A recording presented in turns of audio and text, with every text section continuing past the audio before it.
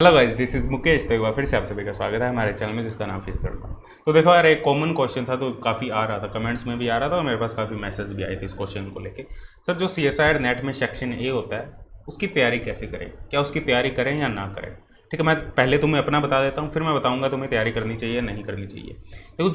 देखो जो CSIR net का एग्ज़ाम है उसमें 3 सेक्शन होते हैं, A, B और C।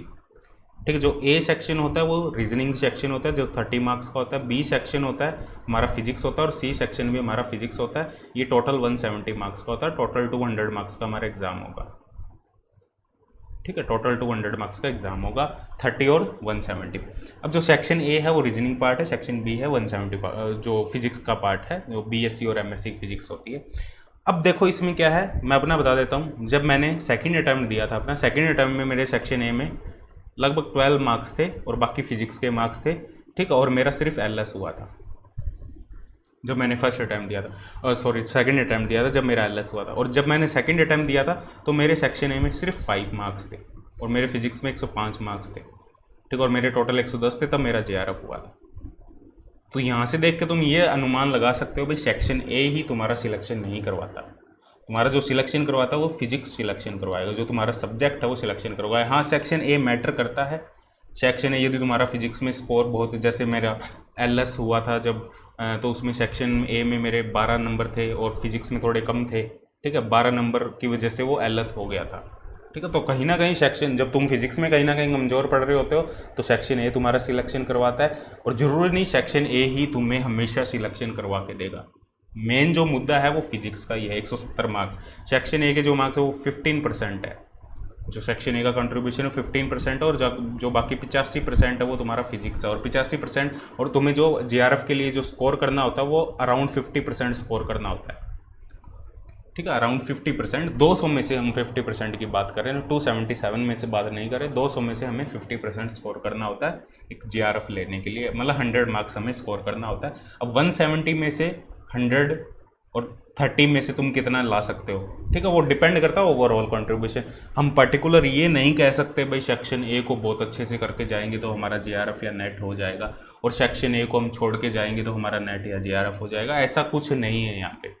ठीक है, अब सेक्शन ए पर मेन जो मुद्दा यहाँ पे है वो है सेक्शन ए को टाइम देना चाहिए या नहीं देना चाहिए। जो रीजनिंग पार्ट है इसको टाइम देना चाहिए नहीं देना चाहिए। देखो, मैं अपना बताऊं तो मैंने बिल्कुल भी टाइम नहीं दिया, मैंने बिल्कुल भी प्रिपरेशन नहीं की, मेरे को पता भी नहीं। इवन मैंने क्वेश्चन भी नहीं देखे थे प्रीवियस ईयर में कैसे क्वेश्चन आते हैं। वो अटैम्प्ट दिए थे, वहाँ से आइडिया हो गया था इस टाइप के क्वेश्चन आते हैं, लेकिन पर्टिकुलर इसको टाइम नहीं दिया। और मैं भी तुम्हें यही सजेस्ट करूंगा, बहुत ज़्यादा यदि तुम टाइम देना चाहते हो इसको, लेकिन बहुत ज़्यादा टाइम मत दो। एक वीक में तुम लगभग 2 से 3 घंटे दे दो एक वीक में। ठीक है, बाकी टाइम तुम कंप्लीट फिजिक्स को दो। इवन तुम टाइम नहीं देते हो इसको तो भी कोई प्रॉब्लम वाली बात नहीं है। ठीक है, क्योंकि इसमें जो सिंपल क्वेश्चन होते हैं, सिंपल जो रीजनिंग टाइप के, पजल टाइप के क्वेश्चन होते हैं और काफ़ी इजी क्वेश्चन होते हैं, और जो होने वाले होते हैं वो हो भी जाते हैं, जो नहीं होने वाले हैं वो नहीं होंगे, आफ्टर तैयारी करने के बाद भी नहीं होंगे वो। ठीक है, जो नहीं होने वाले हैं तो इसको पर्टिकुलर तुम्हें टाइम देने की जरूरत नहीं है। हाँ, यदि तुम्हें फिर भी लग रहा है भाई हमें टाइम देना चाहिए तो तुम वीक में 3 घंटे, एक पूरे वीक में 3 घंटे दे दो, रोज़ का आधा घंटा। मतलब यह हो सकता है तुम संडे को या 2 दिन, मतलब वीक में 2 दिन इसको 1.5 घंटा टाइम दे दो। और टाइम कैसे देना है इसके लिए तुम्हें पर्टिकुलर किसी चीज़, कहीं से कोचिंग वगैरह ये चीज़, ये मतलब कहीं से तुम्हें कोई बुक खरीद के पढ़ने की जरूरत नहीं है। Last year question paper solve कर लो।